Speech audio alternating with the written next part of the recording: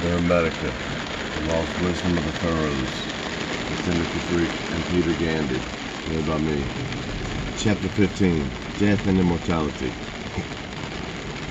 In this chapter, Hermes explores the nature of death and the fate of the soul which survives it. From mankind's perspective, time is a destroyer. In the process of time, we age and die. From a cosmic perspective, time is an endlessly repeating cycle measured by the constant revolution of the stars. Whilst the things of the earth are always changing, the orbits of the stars always remain the same.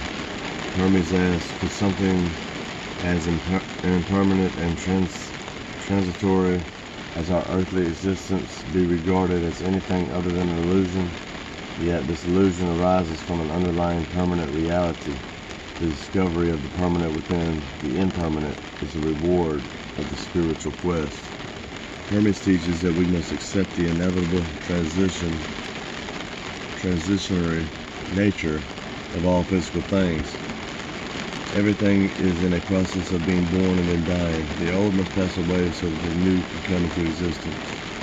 New shoots are born from the decaying remains of old vegetation, and these new shoots will in turn eventually decay and die. He teaches, however, that a human birth is not the beginning of the soul, only its incarnation as that particular person.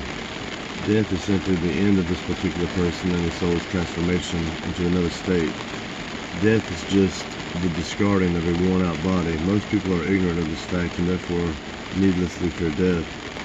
After leaving the body at death, the individual soul is judged by the chief of the gods to see if it is pure and honorable. Pure souls are assigned to a heavenly realm. Ignorant souls fall once again into the material realms and are reincarnated.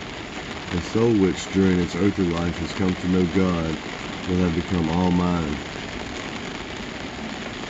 When it leaves the body, it takes on a body of light, and it's freed from all limitations. Such an enlightened soul has recognized that its essential nature is godlike, and on death it communes with God. It has run the race of purity and is now completely spiritual and divine.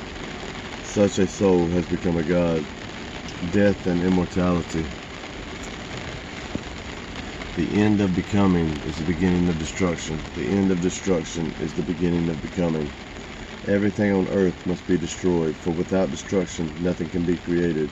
The new comes out of the old, every birth of living flesh. Like every growth of crop from seed will be followed by destruction, but from decay comes renewal. Through the circling course of the celestial gods, the power of nature, who has her being in the being of Adam. For man, time is a destroyer, but the cosmos, it is an ever-turning wheel.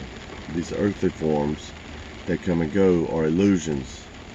How can something be real which never stays the same? But these transitory, illusory things arise from the underlying permanent reality. Birth is not the beginning of life, only of an individual awareness. Change into another state is not death, only the ending of this awareness. Most people are ignorant of the truth and therefore afraid of death, believing it to be the greatest of all evils. But death is only the dissolution of a worn-out body. Our term of service as guardians of the world is ended when we are freed from the bounds of this mortal frame and restored, cleansed, and purified to the primal condition of our higher nature. After quitting the body, mind, which is divine by nature, is freed from all containment. Taking on a body of light, it ranges through all space, leaving the soul to be judged and punished according to its deserts. Souls do not all go to the same place, nor to different places at random. Rather, each is located to a place that fits its nature. When a soul leaves the body, it undergoes a trial and investigation by the chief of the gods. When he finds a soul to be honorable and pure, he allows it to live in a region that corresponds to its characteristics. But if he finds it stained with incurable ignorance, he hurls it down to the storms and whirlwinds, where it eternally tossed between sky and earth on the billowing air. Only a good soul is spiritual and divine, having wronged no one and come to know Adam. Such a soul has run the race of purity and becomes all mind. After it leaves its physical form, it becomes a spirit and a body of light so that it may serve Adam. At this dissolution of the body, first the physical form is transformed and is no longer visible.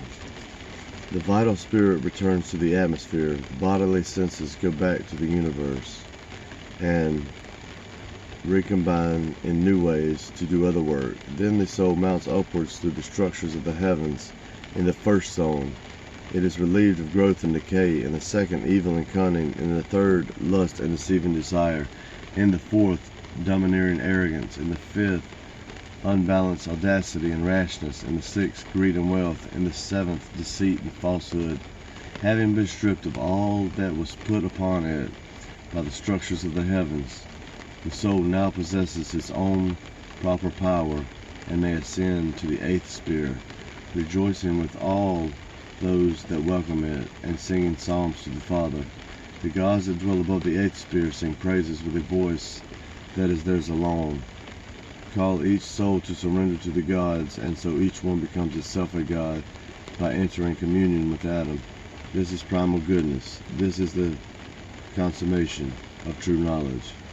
Having been initiated into immortality, a human soul, now transformed into a god, joins the gods who dance and sing in celebration of the glorious victory of the soul.